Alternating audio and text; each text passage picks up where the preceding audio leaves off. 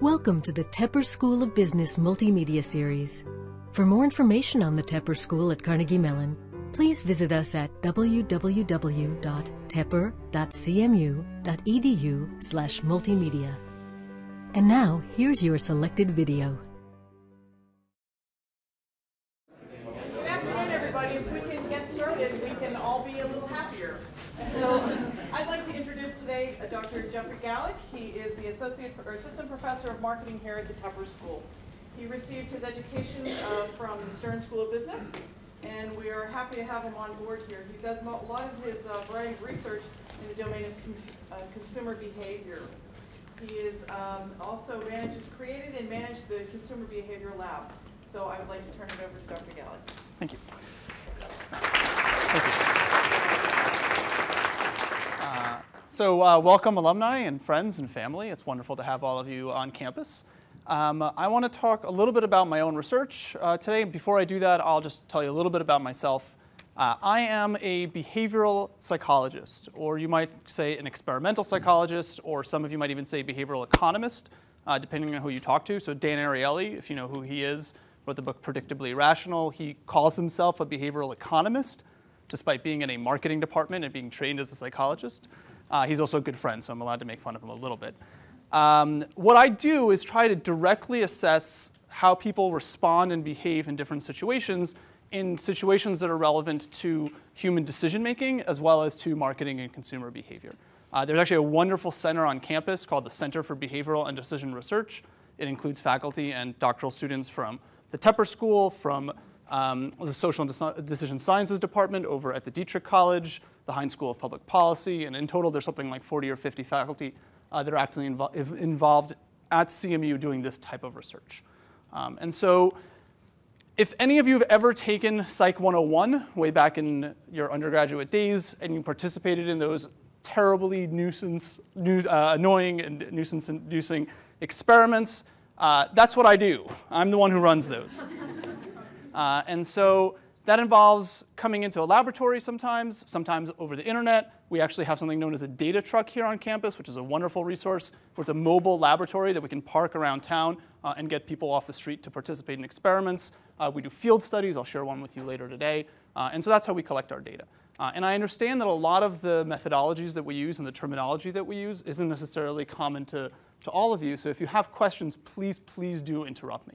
So I have no problem with interrupting questions. In fact, I prefer it. Otherwise, I have to listen to myself talk for an hour, and that's no fun. OK, so with all that said, what I want to talk about today is something known as the hedonic treadmill. So the hedonic treadmill is a term that was coined by two researchers, Brickman and Campbell, back in 1971. And they basically described a very unfortunate reality that we live in. What they described is a situation where we're never happy with the things that we have in our lives, where we start off at some base level of satisfaction or enjoyment or utility with, over time, due to a couple of reasons that I'll talk about in a moment, that utility and that happiness, that enjoyment tends to decrease. And so what we wind up having to do is basically upgrade. And so we upgrade to a better experience, which starts off wonderful and enjoyable and high utility. And over time, that experience gets tiring. And we do it again and again and again. And this is where this treadmill concept comes from. And what a lot of my research does is try to look how to metaphorically step off of this hedonic treadmill. So how do we keep enjoying experiences that we've always enjoyed in our lives?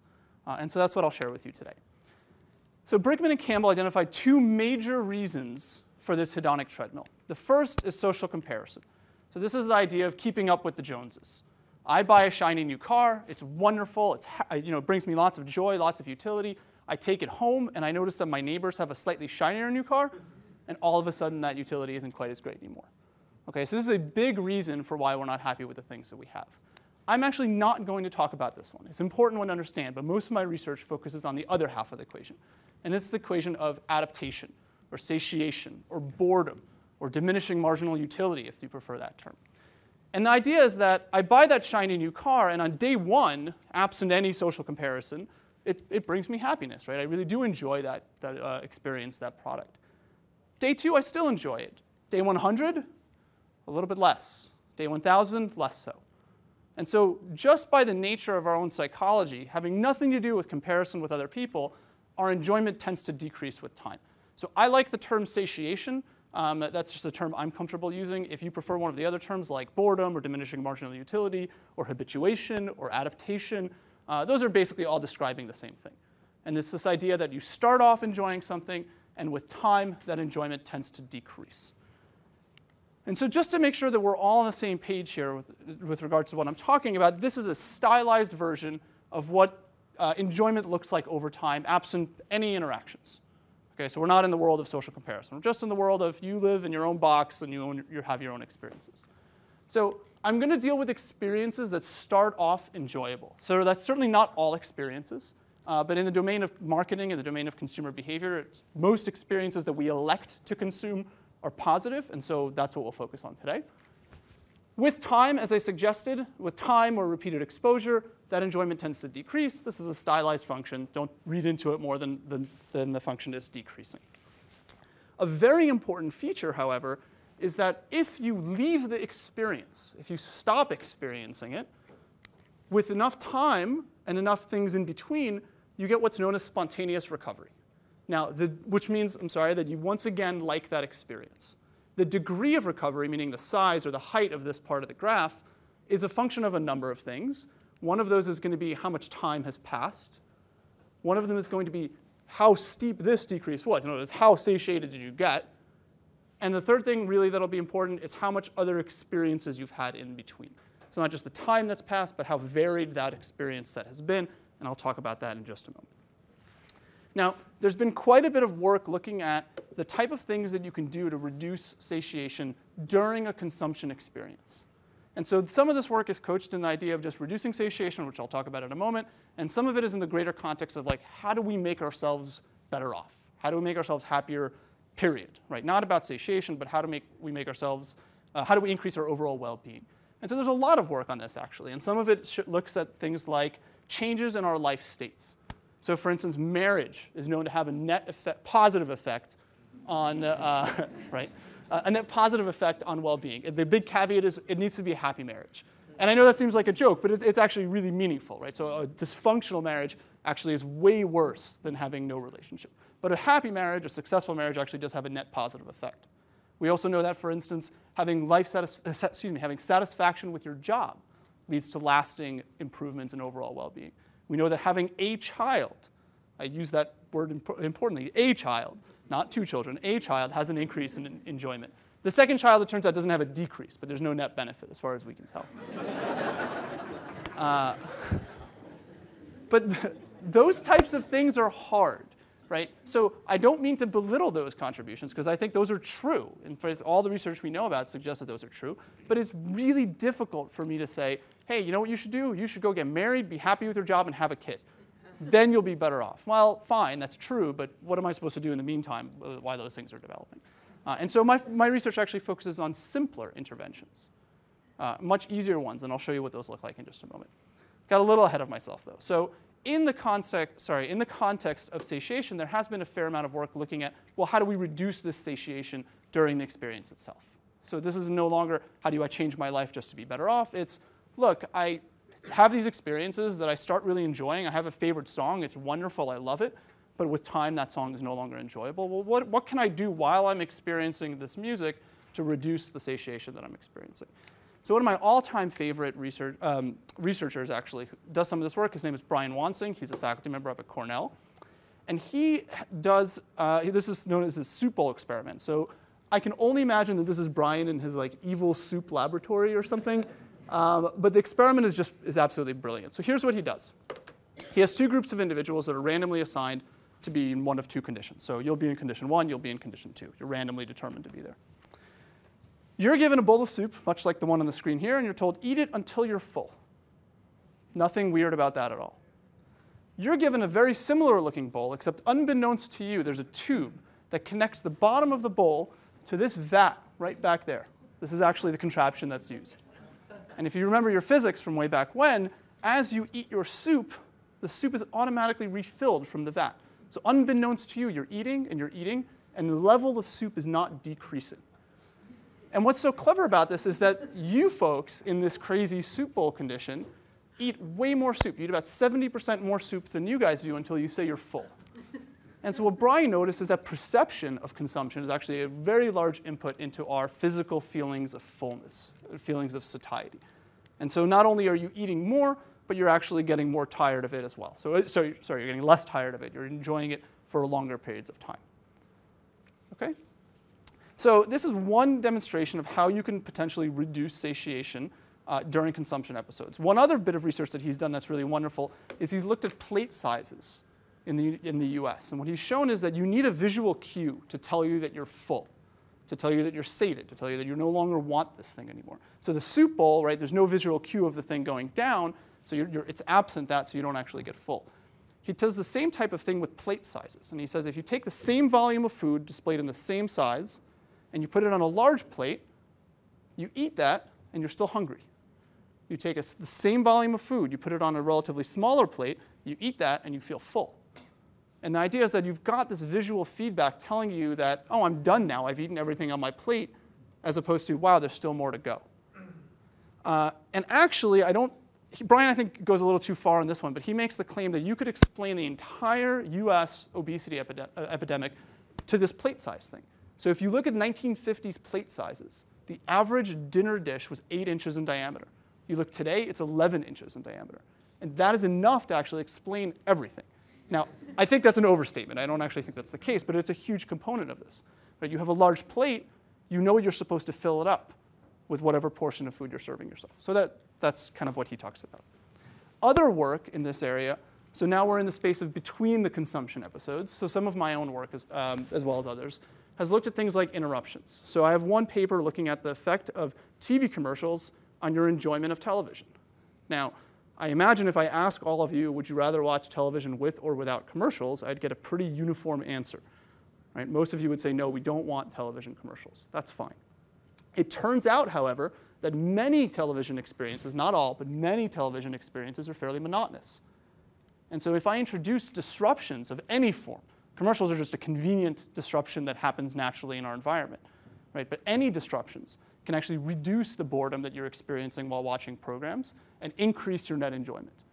So we know, in fact, that you can increase how much you're enjoying a particular experience that you normally would have satiated to, you normally would have had this experience, by just introducing breaks. This is just one example. There's many, many other examples of this. The same actually can be said about introducing variety. So in the extreme, you could imagine a situation where you're consuming the same thing over and over and over again. So I like to use jelly beans. Jelly beans are like the fruit flies of behavioral scientists. No laughter there. That's too bad. So imagine eating the same grape jelly bean over and over and over and over again. OK, well, that's going to get tiring really quickly. Right? By the 10th time you eat that grape jelly bean, it's just not enjoyable anymore. You don't want it. But imagine the same experience where in between grape jelly beans, I introduced some variety for you. And the variety could be in the form of a different flavored jelly bean, a different candy, a different whatever it is. As long as related to the consumption experience you're having, that actually slows your satiation. So even though you've eaten the same number of jelly beans, we've introduced variety that's relevant to the consumption episode, different flavors. And all of a sudden, you still want to consume grape jelly beans at the end of it. Again, that's just a silly example, but that's the type of work that's been done looking at this question. Lots of different versions of variety, how those affect your level of satiation. As I mentioned before, though, what I'm really interested in isn't heavy-handed interventions that require you to change the way you live your life. I'm not asking people to go out and get married to be happier, nor am I asking people to change their consumption behaviors or change the plate sizes or whatever it might be. Those are all wonderful interventions, but we know from behavioral science that if I tell you to do something and it's difficult for you to do, you're just not going to do it. So what I want to do is see if I can find interventions that are very simple, very fast, and have lasting and large impacts. And so what I'll do is I'll show you 3 different versions of that all operate in one space. And the space is the moment when the consumer is deciding what to do. So in all of the experiments that I'll present to you, just 3 experiments actually, the satiation has occurred. You're at the point where you don't like that grape jelly bean anymore. And the question for me is, can I get you to like it again with a very small tweak to the way you think about your experience? And if I can do that, that's a meaningful and simple way to step off this hedonic treadmill. Right? You're no longer going to be seeking that next great thing. You'll be content with the experience you have. And if you're a human, it's pretty obvious why that's a relevant and important thing to you. If you're a business person or a marketer, it should also be pretty obvious, especially if we're in the world of non-durable goods. If my entire business model is based on the idea that I need to repeatedly consume the same thing over and over again, and if that experience is largely a hedonic one, so food, music, movies, any entertainment you could imagine, well, I better make sure that consumers are going to continue liking my experiences, liking my product. Otherwise, I'm not going to have that consumer anymore. They'll switch to a substitute. They'll switch to something else. And so this is the type of work that we're doing in large part here. So there's two big schools of thought how satiation generally works. These are my terms, but the first one is called metered satiation. And what this one basically says is the following. Satiation is a function of x times the number of items you've had of that unit of that object, y times the amount of time that's passed, z times the amount of variety you've had is going to equal s how sated you are. Okay, and there's either going to be some sort of physiological, meaning your body's actually responding. So with food, there's things like stomach distension, blood pressure, glucose levels, and so on. Or there'll be some sort of psychological system. So it's just in your head for the most part that's tracking these things. And it's giving you some output. Oh, I'm about to consume another coffee. Compute, compute, compute. I want this coffee S amount, whatever that might be. So I've done work showing that this model is absolutely correct. There are, no joke, maybe about 1,000 research papers showing that this is about right. The problem is it's not the whole story. So my colleagues and I have looked at satiation a different way. We look at it in the form of constructed satiation. So we say that at the moment that I'm deciding to consume this cup of coffee, I don't sit there and compute, compute, compute and have an answer to tell me whether I want this thing. I instead am affected by environmental factors that are going to basically frame those past inputs depending on what I, as the experimenter, or what the environment around me actually dictates. And I'll make that very, very explicit to you in just a moment when I go through the experiments. Any questions at this point? That's fine. OK. So I'm going to demonstrate this to you in 3 different domains. I'll show you just one experiment from each of these 3. We've done this many, many times with many different types of stimuli. This generally replicates very well across stimuli like food, music, social interactions. So you get tired of spending time with the same person. So can we reduce that tiredness? Can we get you to enjoy that experience again? This all seems to hold there as well. And so the 3 different contexts that I'll talk about, one is going to be about variety, so past variety that you've consumed. I'll talk about the quantity that you've consumed, and I'll talk about the time that's passed since last consumption. So let's make this really explicit. So the first paradigm that we talk about is this idea, we term this coin called variety amnesia. So as I mentioned, having variety in your life does in fact reduce satiation. Right? End of statement, that's true. The problem is that when I'm sitting here deciding whether I want to drink this coffee or not, I don't sit and start thinking about all the other beverages that I've been consuming over time. Right? If we take that first model and there's some sort of computation that goes on, well, yeah, that's how it works. But we're saying that's not really true. What happens instead is I sit there and I think about coffee, and I say, do I want more coffee or not? I don't spontaneously remember that I've had lots of different experiences. And so if I'm sitting here thinking about coffee, probably what I'm going to do is start thinking about other times that I've had coffee, and something will tell me whether I want to have coffee again. Okay, coffee maybe isn't a good example because there is a physiological addiction that goes around coffee. But think of anything else that doesn't have that component. And so what we're going to do is something very, very simple. I'm not going to ask you to change what you're consuming. I'm not going to ask you to change how you're consuming it. I'm just going to ask you to think about the variety that you've had in the recent past that's related to the thing you're about to consume, coffee or whatever it might be. And what I'll show you is that has a dramatic effect on how much I enjoy drinking this coffee. It won't be coffee, though. What I'm going to do this in the domain of music. And like I said, we've done this with food. We've done this with other things. But I'll just show you one particularly fun experiment that I like. So this is where things get potentially complicated if you've never seen what an experiment looks like before. I've tried to simplify it as much as I can. But really, if there's something you don't understand, I encourage you to raise your hand and ask a question. Because this isn't necessarily the language or the way that we all think about these things. And I appreciate that, so please ask. So here's how this experiment works. We're going to take a group of individuals, and it's going to vary across different parts. So in part 1, we're going to ask participants to pick a favorite song from the 20 songs of the top Billboard charts of that week. So whatever they were that week, I don't remember exactly when this was run. This is a couple of years ago. They're going to say, this is my favorite song out of these 20. These were college-age students. This is a relevant song set for them. Again, we've done this with non-college-age students. The same thing holds, except we need to introduce like classic rock and country music and that. But it's fine. It's the same idea. So they're going to do this. and they're going to listen to their favorite song. Actually, they're going to listen to the chorus of their favorite song 20 times in a row. So that seems kind of crazy. So you can imagine what that would be like. It would not be fun. And the idea here is we're trying to simulate satiation. Right? So in the real world, you're just exposed to these things however many times with whatever experiences.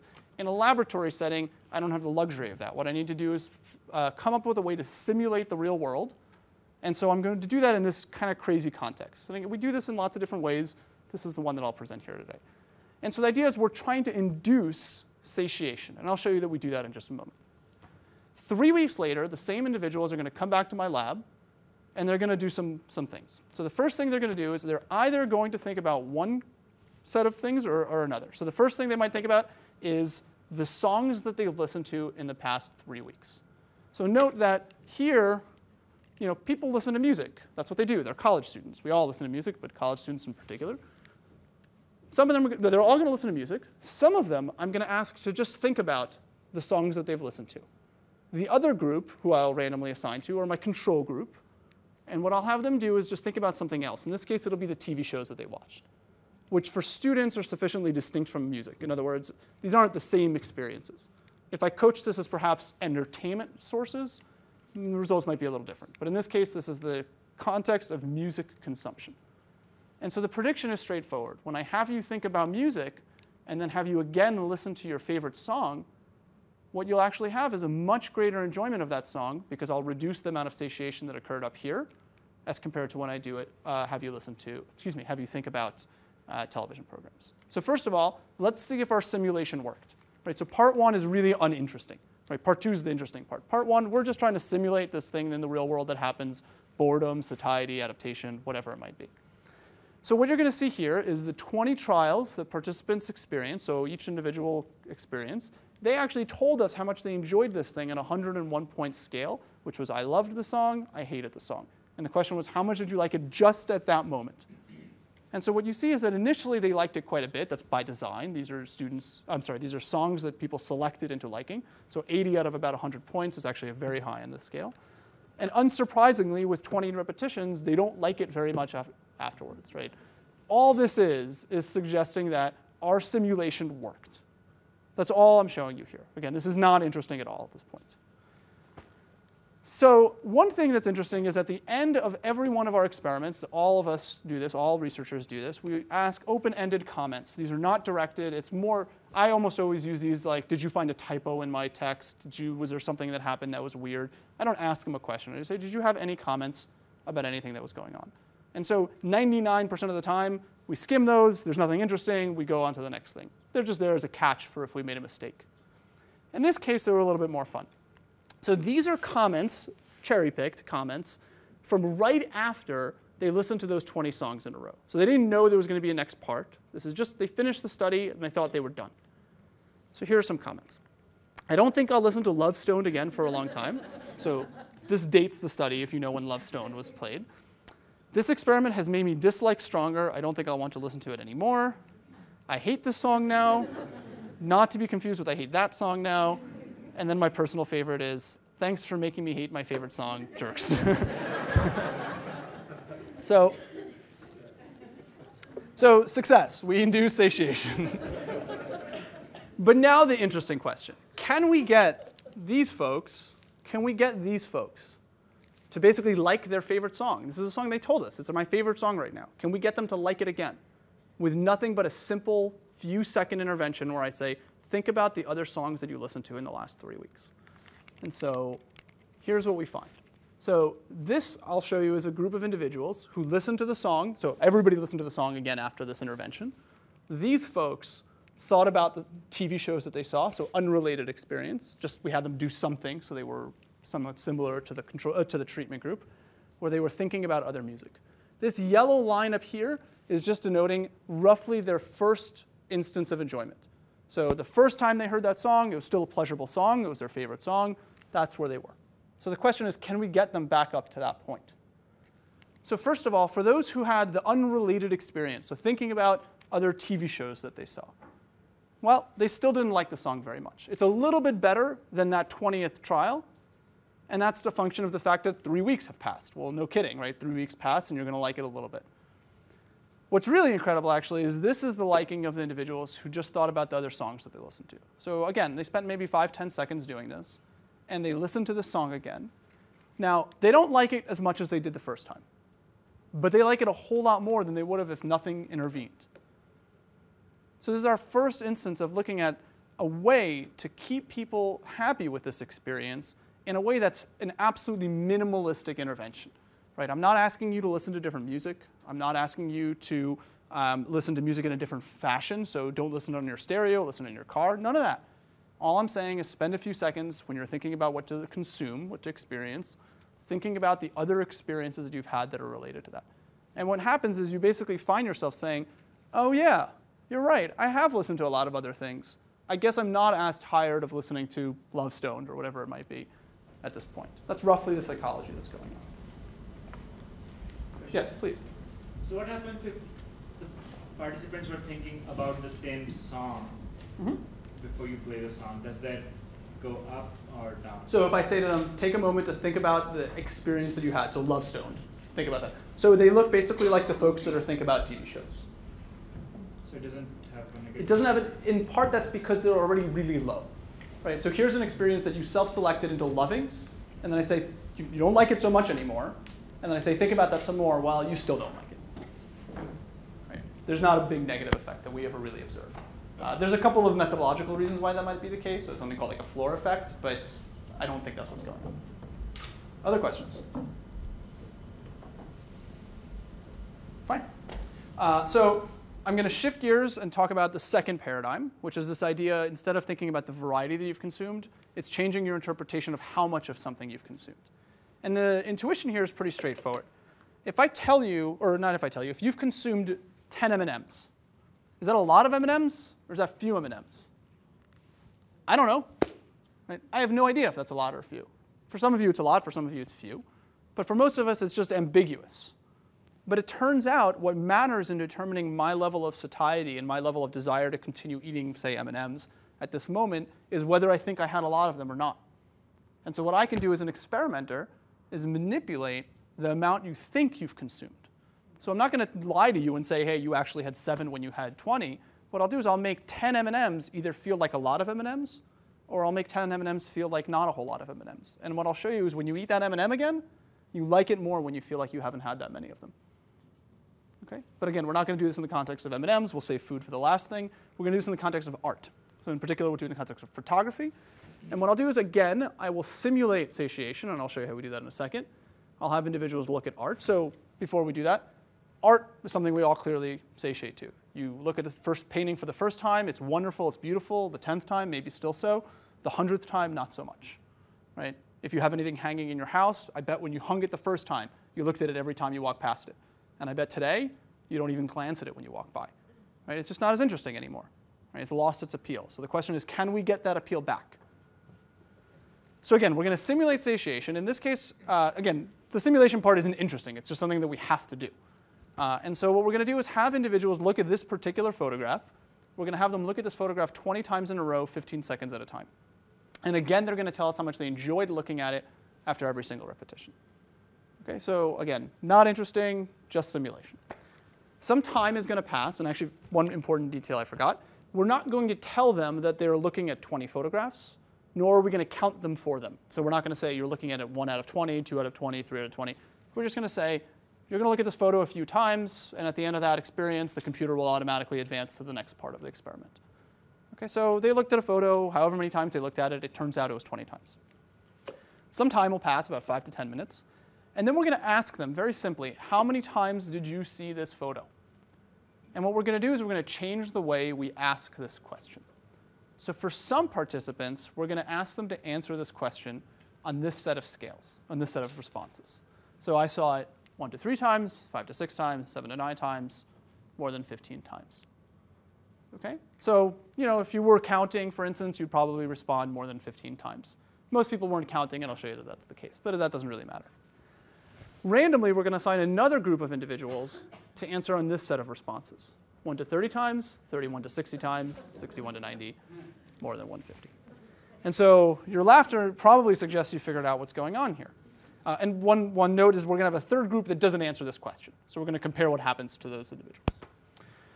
So we predict that most people will respond down here in this version, and most people will respond up here in this version.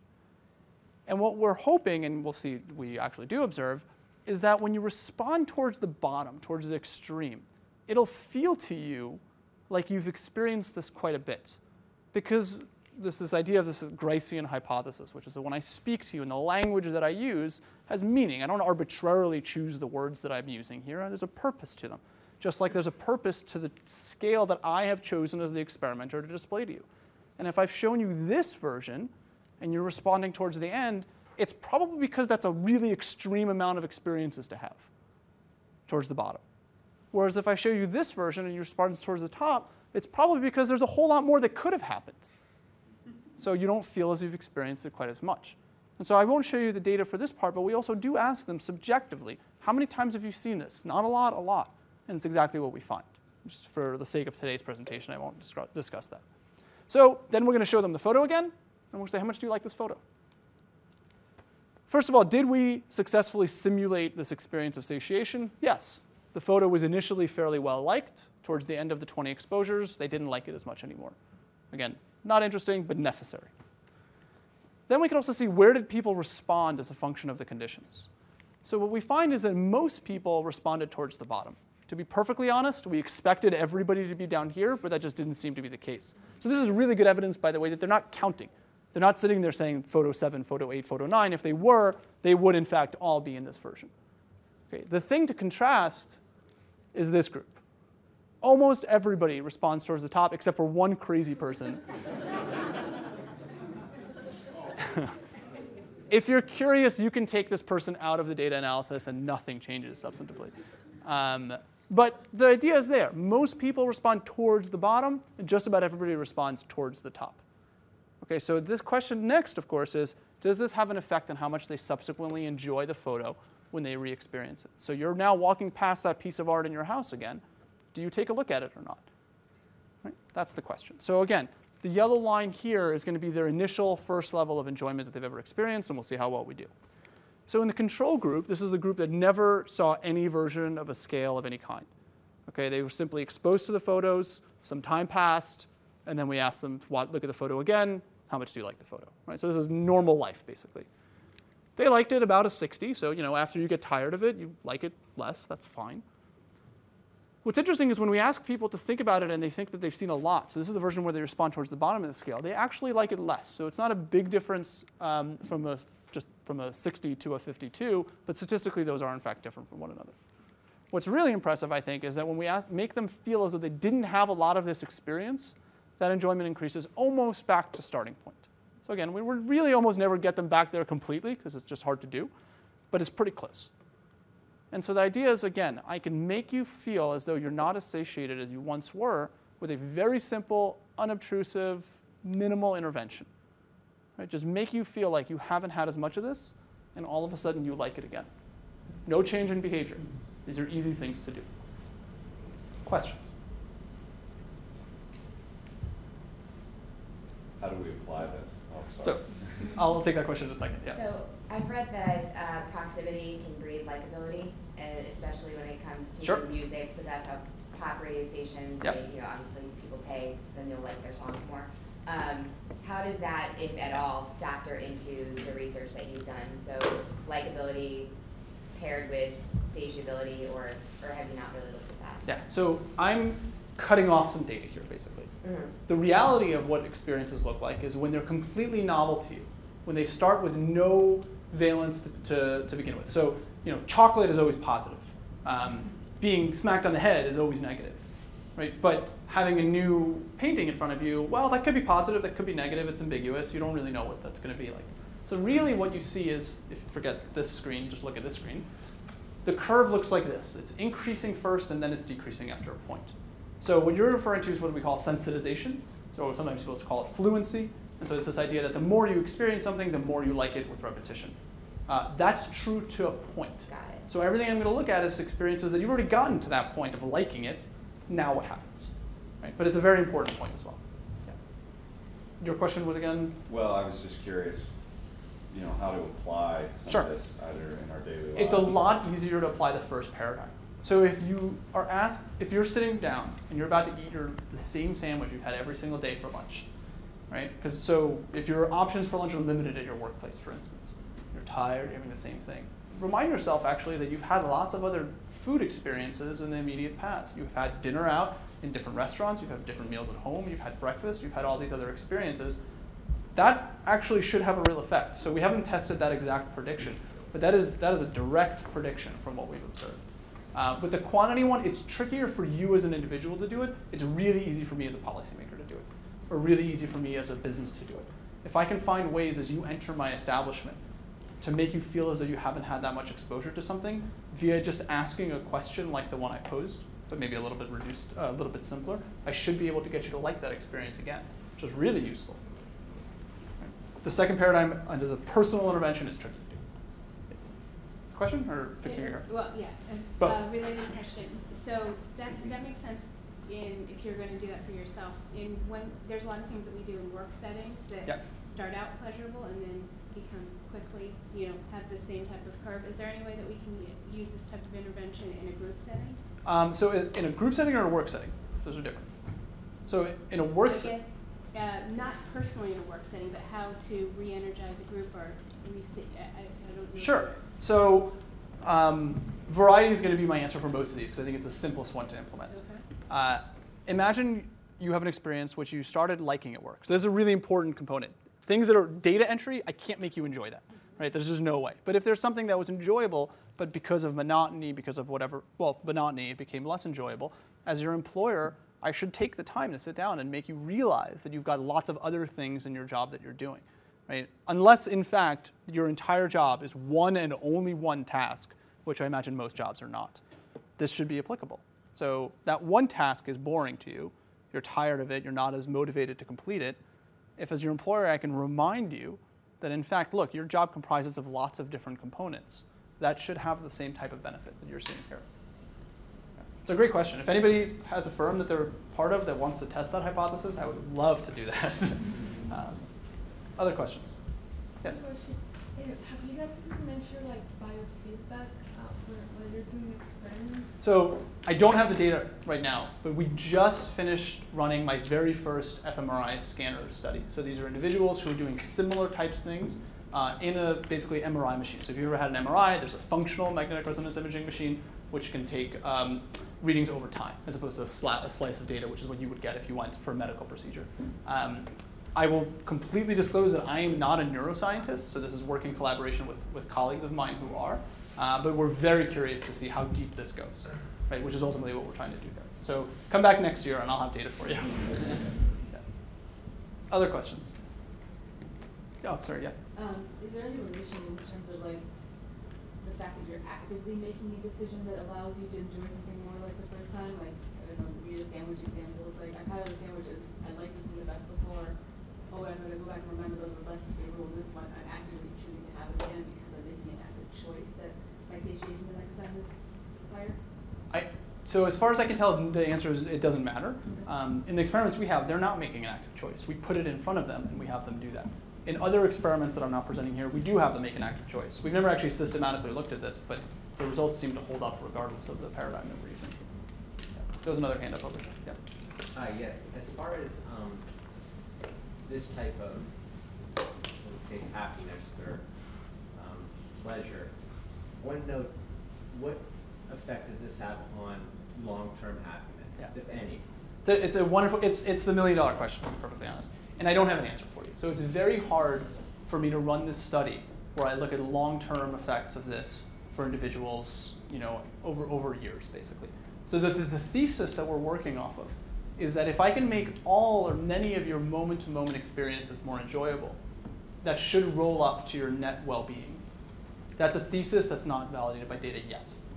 And do you have any type of relationship with positive psychology where you have 3 types of happiness, pleasure, which I believe this is what you're talking about, contentment, yeah, and then fulfillment? Sure. This is entirely in the area of pleasure. Yeah. Good question. Yeah. There's been a lot in the press. It's like a zeitgeist thing right now about how purchasing objects will get you this much happiness or happiness for 5 minutes, whereas an experience goes a little bit longer. Is that because the experience is more varied in the framework of your work? It's a great question. So the main researcher was here just about a month ago.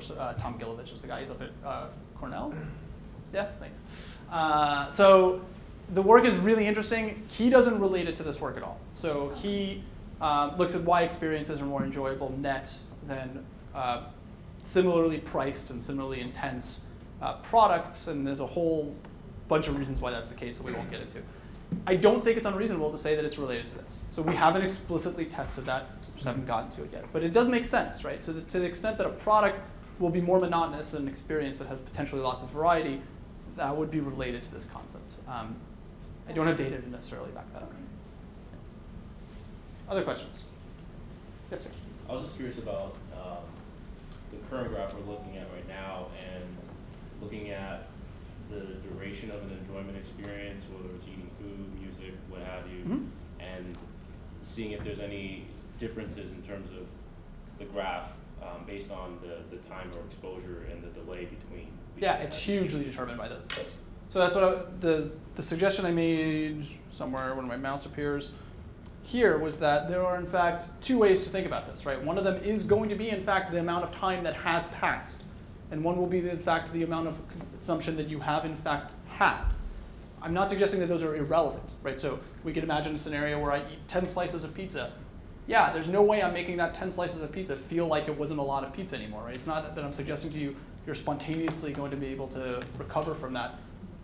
So yes is the short answer to your question. What I'm going to suggest, though, is that in most experiences with normal consumption, the second paradigm really is the one that applies more. Does that answer your question? Yes. Great.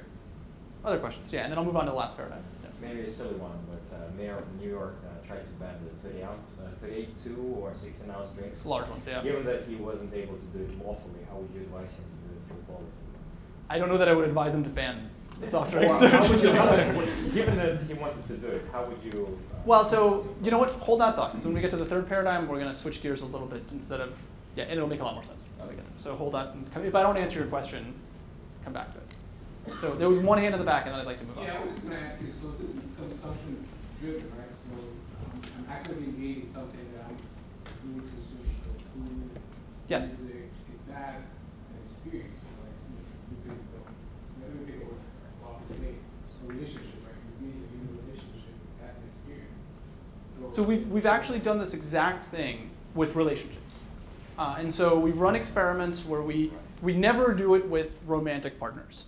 And the reason is, I mean, there's ethical reasons, but there's also, I mean, the reason is it's just hard to get away from your romantic. Like if you're living with a person, there's not much I could do to make you either change that or feel like that's different, right? I know I live with my wife. I know she's there. It's hard for me not to know that. So we've always done this in the context of friends. And so friends, some of them you see a lot, some of them you don't see a lot. The ones you see a lot, oftentimes you don't want to see them as much the next day. This is true, sorry to kind of burst your bubbles. And so we've done this exact experiment where we have people think of the other people they've socialized with recently, and all of a sudden they want to hang out with that kind of once forgotten and disliked friend right away. They like to want to hang out with them again. So it's not limited to food and photos or something like that. It's a very general phenomenon. The caveat is that it has to be something that has a pleasurable association with it. That's all the work we've ever done. So this doesn't work for printers. I'm not going to make you like your printer anymore because there's no positive enjoyment that you get out of it. But if there's anything that you get pleasure from, this applies to it. OK, so let me move on to the last paradigm, as we're running a little low on time. Here we go. So, nope, one more. So the last one is about time perception. And so we've talked about variety of things you've consumed. We've talked about the quantity of things you've consumed. And the third big input into satiation is how much time has actually passed. And so if you've been following along, I'm not interested in necessarily how much time has actually passed. I'm interested in how you perceive the time that's passed. So it turns out, as humans, we are terrible at time perception. In other words, knowing that 3 hours ago was a long time ago or recent, we're terrible at that. We're terrible at making inferences about when events occurred in time relative to one another. We have terrible memories for these things. We have terrible intuitions about them. So this is actually the easiest domain to manipulate perceptions of perceptions of satiety, or influences of satiety. And we'll do that through perceptions of when an event occurred. Now, there's a little bit of a bait and switch in this talk.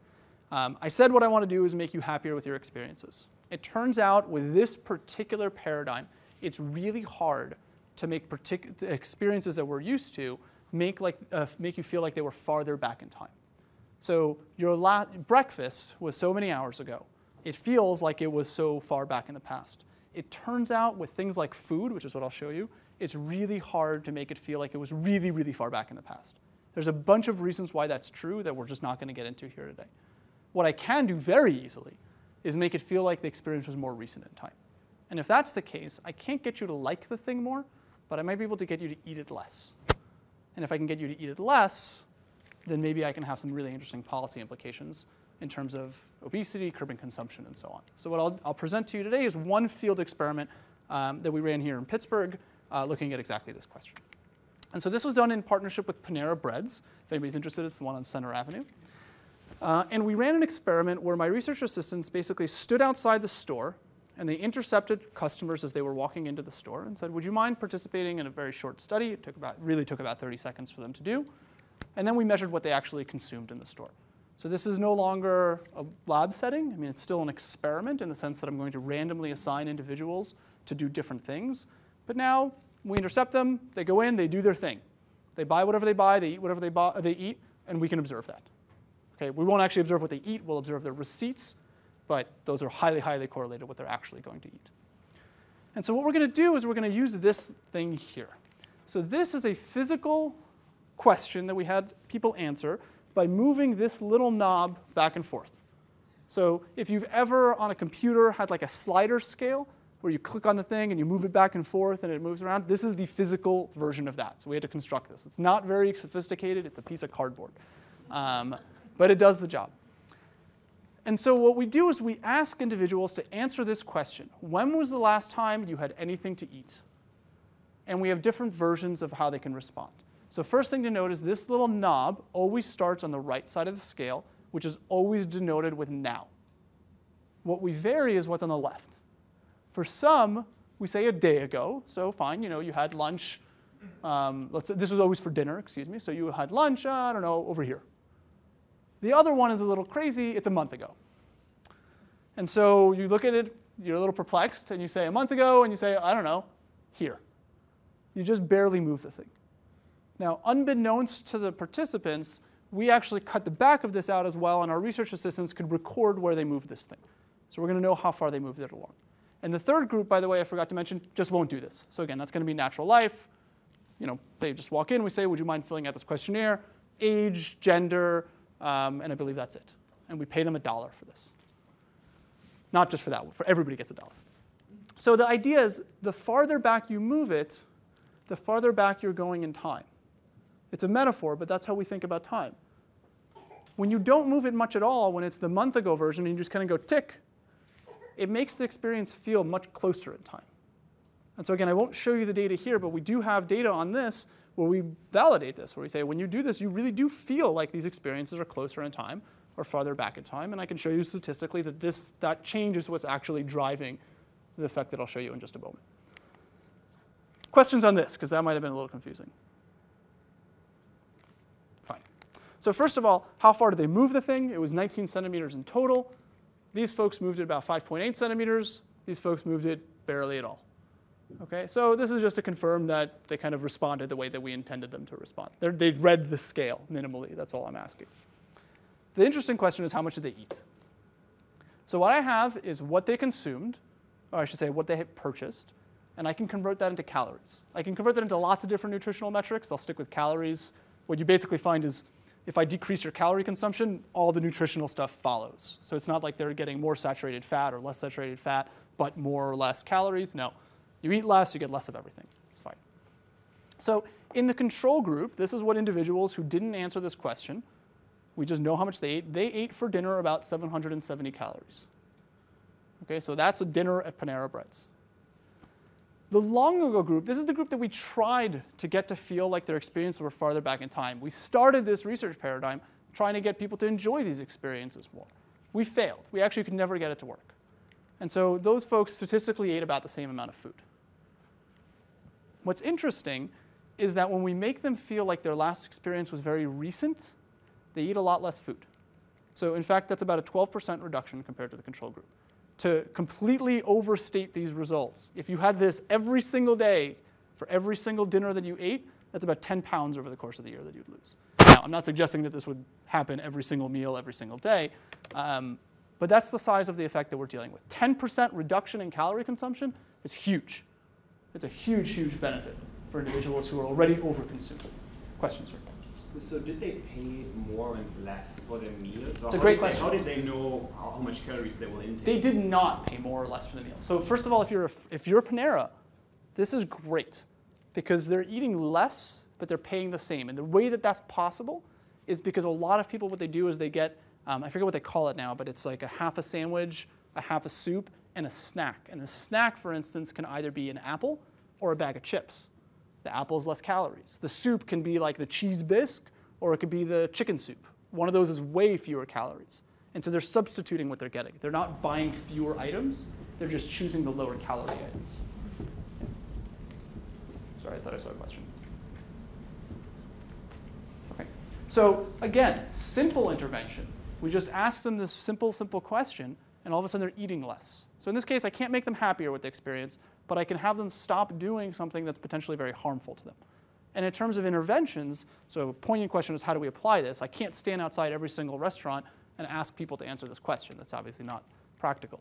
But what I can do and what we're trying to do is find ways to do this in an unobtrusive manner.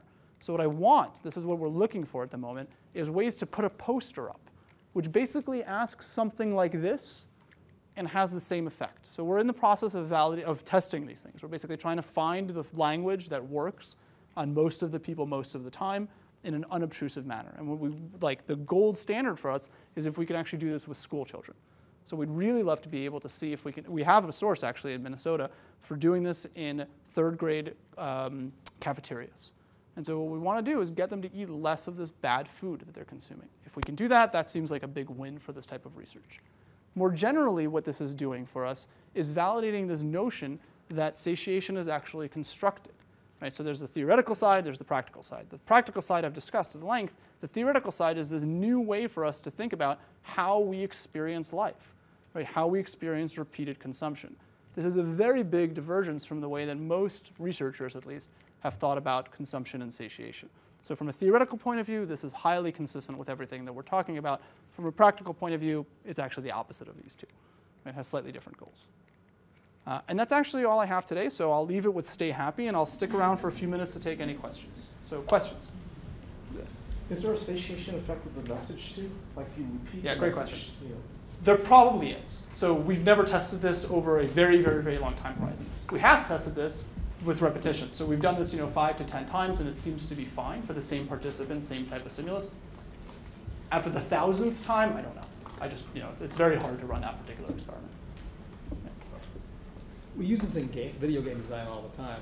The reason when you are playing a game, we tell you how many hours everyone else has played is to make you feel like you really haven't played that much. That's great. So if you are on Call of Duty, there's an hours played, and it has been shown in the product and a bunch of other social gaming products that you don't think you really played that long if you see a bunch of people who played. Do you have data on that? Oh yeah. Can I talk to you after the lecture? That'd be great. Yeah. No joke, that'd be fascinating. It's one of the tricks that Zynga has. I would love to see that, actually. That'd be really interesting. Thank you. Yeah. Just out of curiosity, what did you determine in that Panera study the sample size needed to be for it to be significant or a statistic? I mean, I can tell you what our sample size was. I don't remember what our estimate was. We had 170 individuals in that study, plus or minus 1 or 2. To this day, did they ever explore how you went about obtaining the item? For example, if you want an item and someone gives it to you as a gift versus you buy it online versus you buy it at a brick and mortar store? So the gift versus buying is my doctoral student's dissertation at the moment. So we're looking at things like sentimental value's effect on long-term enjoyment of an experience. The short answer is that, yeah, it turns out if you have higher sentimental value for an object, you don't adapt to it. You don't satiate to the same extent as if you bought it for yourself, which is actually really interesting for, but this is off topic, I guess, but there's actually some work in economics looking at what we call the deadweight loss of gift giving. And so the idea there is that, you know you better than I know you. So if I give you a gift, probably I'm going to not be able to match preferences perfectly. Whereas if I gave you, say I bought a $100 gift for you, as opposed to giving you $100, you would buy the perfect gift for yourself, right? So that seems correct. And in fact, that's what you observe in data. When you do this type of experiment, you do find that in the moment, immediately after the purchase or the gift exchange, you are in fact happier with the product you buy for yourself than the one that I give you as a gift. But what we find is if you take that over time, the gift that I give you remains enjoyable, but the gift you bought yourself quickly fades. Right? So that's work pending at the moment for my doctoral student. I think that's where we're going to leave it today. Thank you so much, Dr.